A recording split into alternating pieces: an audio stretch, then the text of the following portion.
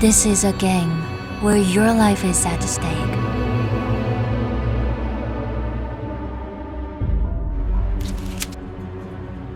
Seven days to break this card or face death.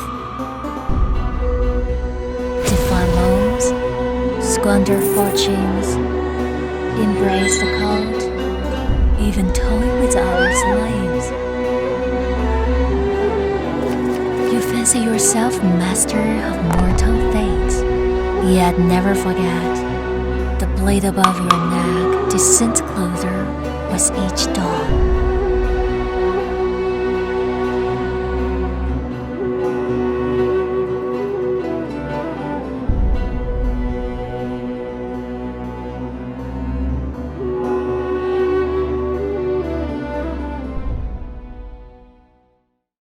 Sultan really is a great story.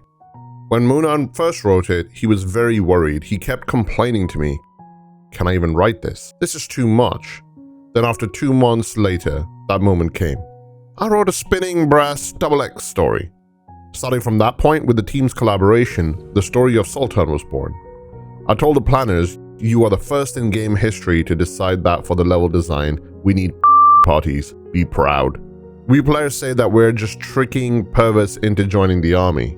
Later, when I was writing, I began to feel a lot of pressure if this content didn't have heavy enough of a story to support it. Writing would feel completely flavorless, and there's this thought that I had that what people love the most isn't just pure If what people loved was just pure then porn games would definitely be the best-selling games, and it's obviously not the case. I think the whole development team, if you told them beforehand, they might not have agreed to it. Honestly, none of us ever imagined we'd reach this step. We needed to draw a staff of life, and that we had to convince ourselves not to imagine how the artist would find references. I sent them lots of weird reference materials. It had to look like that thing, but not be that thing. The thing we struggled over was that I told the artist that this thing needed to be filled with blue ether, according to teacher Munan's description. It's full of it, and there's a faint electric current on it, so it gives off a slightly mechanical feel. But it shouldn't feel too cold or too stiff. It needs to give people a sense that it's something alive. This was probably the hardest piece of communication for the whole game. But after that, since we even managed to communicate that, things were fine. We discussed things in a very academic fashion. Let me give a very simple example.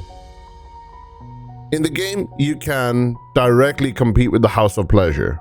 Then, our colleague forgot to properly block the content. So one of the who works the by day and also works for you by night, she was so busy. Something like that. And our planner asked about it, if it is okay for a to work in 2 fools. I said, what kind of devilish question is that? Because we treat people as a single unit, with an automatic absorption kind of operating model. Sometimes it ends up strangely realistic, inexplicably so. Anyway, since the project started in December 2023, the entire development went very smoothly. It was completed almost without any rework before the funds ran out. It was practically textbook level project management. As a game packed with moral challenges, I don't want to lecture players in the game, I don't want to preach anything. Some people think killing certain characters doesn't matter, and everyone's view on who it's okay to kill are totally different and wildly varied. When you choose, when your soul becomes stained, you see the true shapes of your soul. You realize deep down which lives you're willing to sacrifice. Alright then, I'll just keep writing. Until you're scared, I'll show you hell. If you've seen hell and not feel a trace of mercy, not a trace of fear, not even a trace of disgust, then go. Then walk into the abyss. If you told me 10 years ago that I'd go to the office, make a cup of tea, open my laptop and write all morning, would I believe it?